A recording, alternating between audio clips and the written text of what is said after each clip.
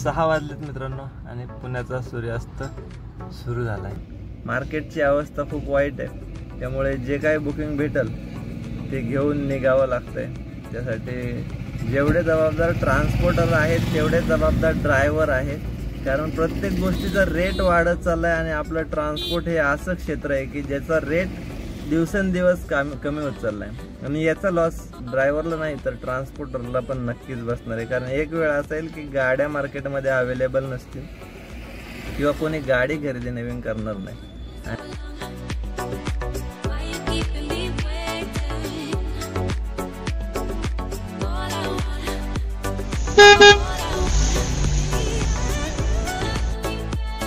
Vijapur 74 kilometre, Umadi 21 kilometre, म्हणजे हा विजापूरचा highway, हा आपला पंढरपूर हायवे। तर शेजारी ढाबा दिसतोय MBC आणि हा हाऊस तर आंघोळ उरकली आहे। नमस्कार मित्रांनो, जय शिवराय आणि पिकअप 1934च्या नवीन ब्लॉगमध्ये सगळ्यांचं महाराष्ट्रामधून स्वागत। कारण फायनली मित्रांनो 12 ते 13 दिवसानंतर आपण महाराष्ट्रामध्ये पोहोचलोय। तर खूप मस्त अशी सिरीज झाली आणि आज आपण शेवटच्या एपिसोडमध्ये आहे या सिरीजच्या, जो की होणार आहे उमदी टू पुणे चाकण। गाडी खाली कुठं करायची काय ते अजून लोकेशन आलेलं नाही आहे, बट पुढे गेल्यानंतर तुम्हाला बघायला भेटेलच गाडी कुठे खाली होणार आहे, कसं मटेरियल वगैरे, त्याच्या सगळ्या गोष्टी तुम्हाला ब्लॉगमध्ये पुढे बघायला भेटतील। तर राजापुरी मिसळ, चला मित्रांनो टेस्ट करून बघूया कशी वाटते।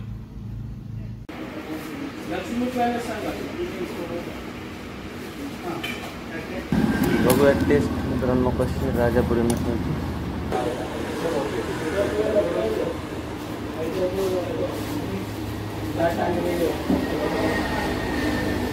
थोडी तिखट,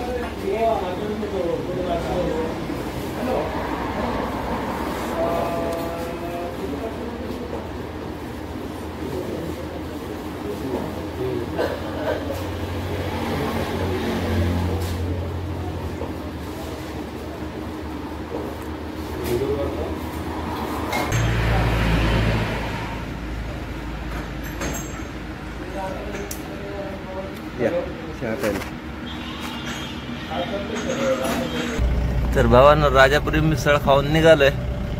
85 रुपये घेतलेत, 2 पाव एक्स्ट्रा आणि 1 चहा, 1 मिसळ।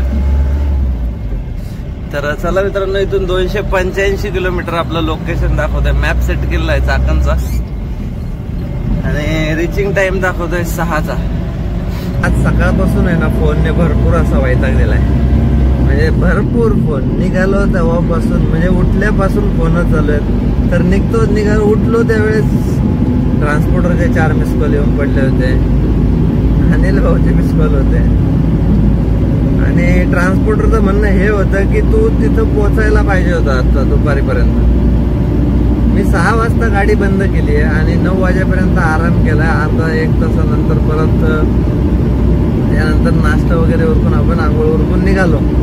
तर त्यानंतर पंढरपूर क्रॉस केला आणि पंढरपूरमध्ये असतानाच त्याच्या फोनवरती फोन चालू होते की एवढ्या वेळातच पोहोचायला पाहिजे, तेवढ्या वेळातच पोहोचायला पाहिजे। तर मित्रांनो एक गोष्ट क्लिअर करूया आपण, जर आपण एखादी डिलिव्हरी घेतोय म्हणजे बुकिंग घेतोय तर आपल्याला 600 किलोमीटर पर डेचं टार्गेट ठेवूनच बुकिंग सांगायचं। म्हणजे जर ते 1200 किलोमीटर असेल तर 2 दिवस, 1800 किलोमीटर असतील तर 3 दिवस, अशा हिशोबानेच कॅल्क्युलेशन काउंट करत जा दिवसांचं, एवढ्या दिवसात डिलिव्हरी द्यायची। तर आपण 1200 किलोमीटर तर रनिंग होतो, तर 2 दिवसाचं टायमिंग आपण त्याला सांगितलं होतं।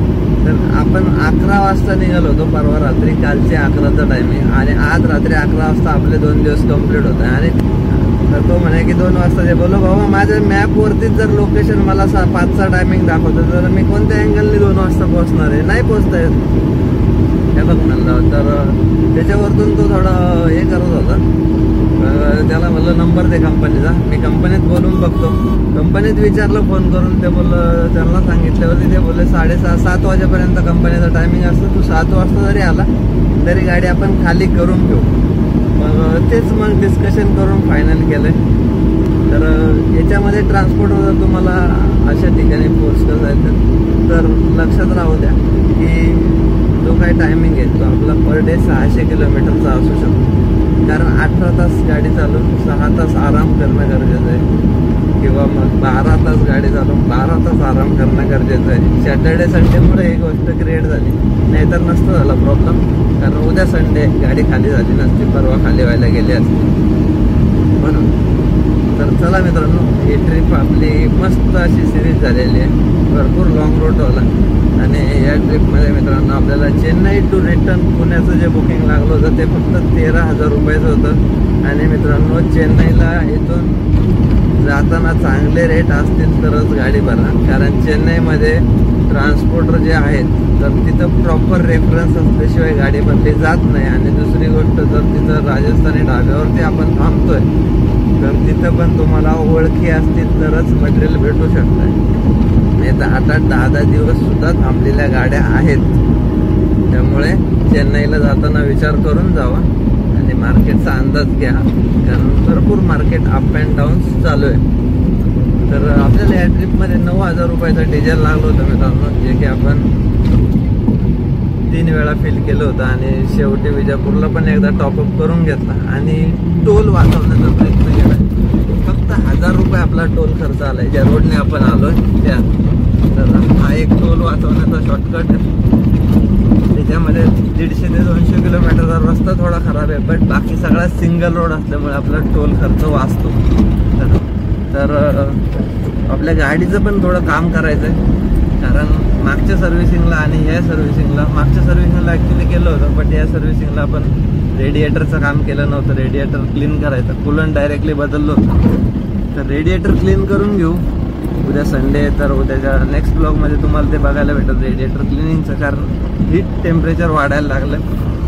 आणि आपल्या रेडिएटरमध्ये पाणी प्लस कूलंट ग्रीन कलरचं ते मिक्स केलं जातं, त्यामुळे गंज चढतो पाण्यामध्ये, ताम चढते.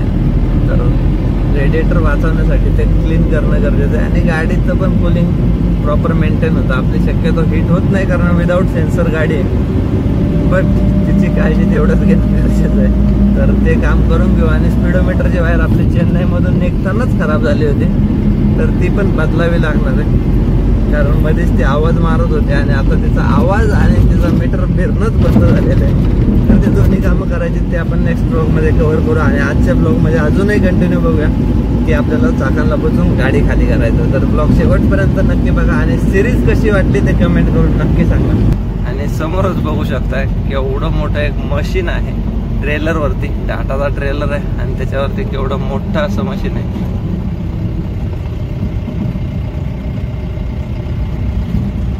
बा केवढं आहे मित्रांनो. समोरच शिंदेवाडीचा बोर्ड दिसत असेल आणि आपण आहे शिरवळला. तर लेफ्ट साईडला आपल्या MIDC आहे, जिथून आपण या सिरीजची सुरुवात केली होती, जी की उदयपूरची होती. उदयपूर शिरवळ ते उदयपूरचं बुकिंग आपण घेऊन गेलो होतो गणपती विसर्जनाच्या दिवशी. आणि फायनली मित्रांनो शिरवळला पोहोचलोय. तर शिरवळमध्ये यायचं कारण एवढंच, या रोड का ट्राय केला तर इकडून आपल्याला ट्रॅफिक बिलकुल दाखवत नव्हतं, म्हणून शिरवळ मार्गे आलो. आणि इकडून आपल्याला आता डायरेक्टली बाहेर टू बाहेर चाकण MIDC म्हणजे तिथं जाऊन ते डिलिव्हरी देता येईल. जर सिटीमधून आलो असतो तर सॅटर्डे असल्यामुळे भरपूर असं ट्रॅफिक फेस करावं लागलं असतं. तर मुंबईकडे जाण्यासाठी हा एक पर्यायी मार्ग छान आहे. शिरवळवरती येऊन डायरेक्टली आपल्याला मुंबईला निघता येऊ शकतं, किंवा मुंबईवरतून येऊन जर आपल्याला बँगलोर किंवा चेन्नईला जायचं असेल तर शिरवळवरतून येता येतं. आणि पुण्यातून पण डायरेक्टली जेजुरी मार्गे जाता येतं. तर खूप मस्त असा हा रोड झालाय. हा ब्रिजचं काम आता जस्ट चालू झालाय, ब्रिज शिरवळचा. नाहीतर गेले बरेच वर्ष हा ब्रिज बंद होता. आणि आता मस्त असा इकडून समोरचा व्ह्यू दिसत असेल. समोरच पुरंदर किल्ला पण दिसत असेल, त्या डोंगरावरती पुरंदर किल्ला आहे.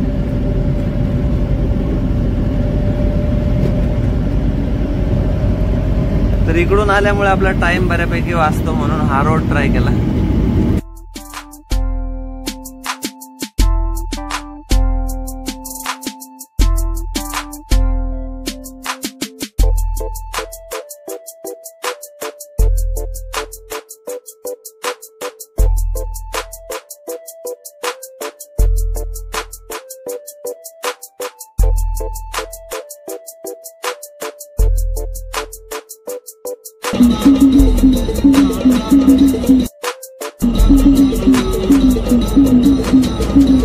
फायनली मित्रांनो आपण फक्त 2 किलोमीटर आपल्या लोकेशन पासून दूर आहे.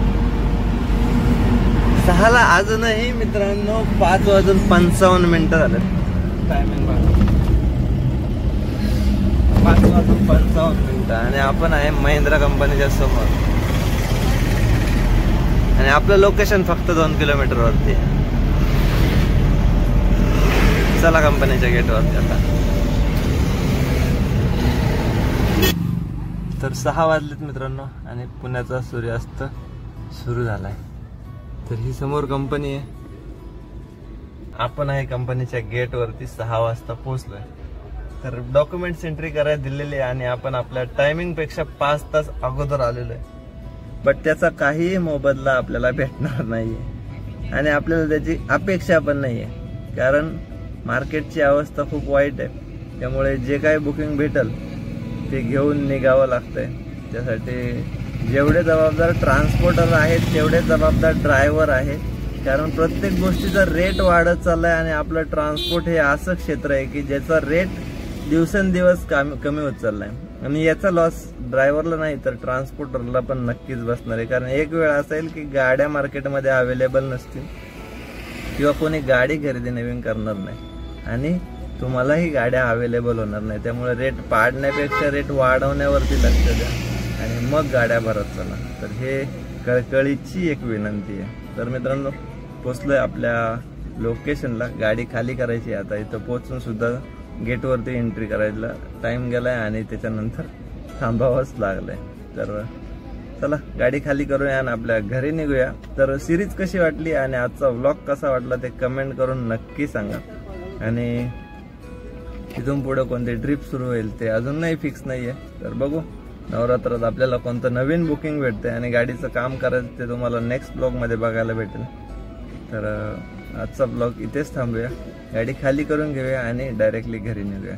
चला मित्रांनो भेटूया नेक्स्ट ब्लॉग मध्ये. तोपर्यंत काळजी घ्या आणि जय शिवराय.